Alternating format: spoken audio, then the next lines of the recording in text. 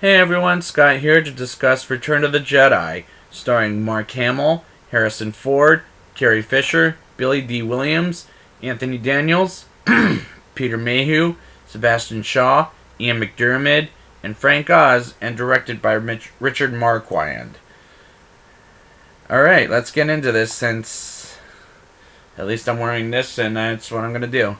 We open the movie with a new Death Star being put back together piece by piece, and Darth Vader and the Emperor being displeased with the commander's process of putting it back together is a good start to the movie. R2-D2 and C-3PO go to Jabba the Hutt's palace to deliver Luke's message and rescue Han Solo, and then they pretend to get captured by Jabba the Hutt's gang does, and Jabba is one ugly looking son of a sea biscuit. But is a good character to begin, or a good way to begin this movie, and Luke, Han, and Leia's adventures with Lando, Chewbacca, and the droids. The theatrical version has one song playing, and the special edition plays another song, and the special edition's extra scenes with CGI is so insulting to a point that reminds me of those damn prequels, which I'll be talking about those starting next week. Luke as a Jedi Knight is a badass, and I love when he fights a giant monster. It was pretty amazing how Luke managed to beat that thing up, in my opinion. Luke and Boba Fett fight as well as Jabba's other gangsters, and Boba Fett is taken out way too quickly, even though he's a badass, don't get me wrong. But the fight was pretty badass, so Han Solo gets saved for good, and the takeoff to another world of adventure was a fun sequence in my opinion. Jabba's death looks very painful, but I'm glad it was Leia because as a kid, I was disgusted by Jabba licking Leia, and I'm very glad she killed him with chains. Yoda is 900 years old and tells Luke to face Darth Vader and he'll die. Well, not Luke, but Yoda will die and Luke will become a Jedi after he faces Darth Vader. And Yoda also says Luke must kill Vader in order to become a Jedi. But Yoda's death scene was very devastating and tragic. But hey, he was 900 years of age, so I won't criticize that.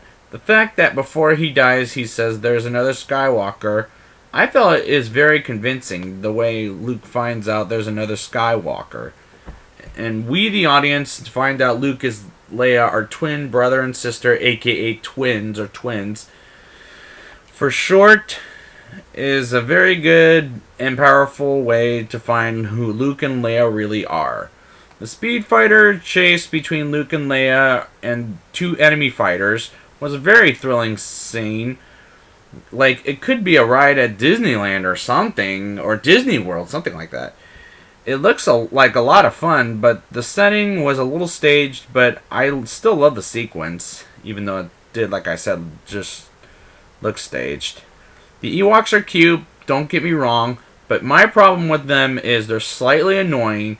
But another thing is, are we in a kid's cartoon? Because it feels like it. And that is the point when the movie begins to fall apart slightly. But don't get me wrong, I'm not disliking this movie. The Ewoks thinking C-3PO was a god was a little weird to me, because C-3PO is a gold prissy robot with a commanding attitude, and it's just weird.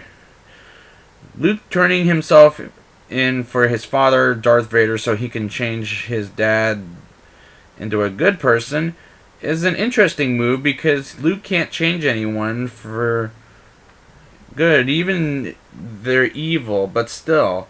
Very powerful moment on how Luke does eventually do that at the end. Luke meets his father's master, Darth Sidious, played by Ian McDiarmid.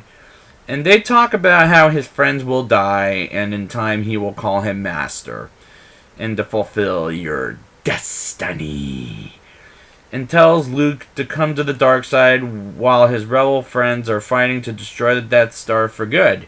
was a powerful move, and it's good fun. When Han says to Leia, "I love you," and Leia says, "I know," felt very forced after the last time where it was reversed, but it still felt forced.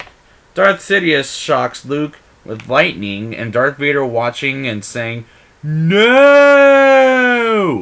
in the special edition was CGI bullcrap. Because in the theatrical cut, he doesn't say it like that, and I don't think he says it at all. It's episode 3 bad, and I'll get there. When Luke takes off Darth Vader's mask, it's a different guy than let me say, then it's one guy underneath the mask, and in the shadow, in the theatrical cut, it's someone else, like an older man, and in the recent special editions, it's Hayden Christensen, but with a much better... But the guy that was older has a much better acting skill than Hayden Christensen. Well, now I'll get there when I get to those damn prequels. I'll get there, but when we do see Hayden in the special edition, I was completely pissed off. And if I were George Lucas's boss, I think he might be his own boss, I'm not sure. I would say get rid of it, for crying out loud. Quit putting CGI into the original trilogy. We don't need it. It's too much, George, or Jorge. Now it's time for the rating. I'll give this movie a 8.3 out of 10.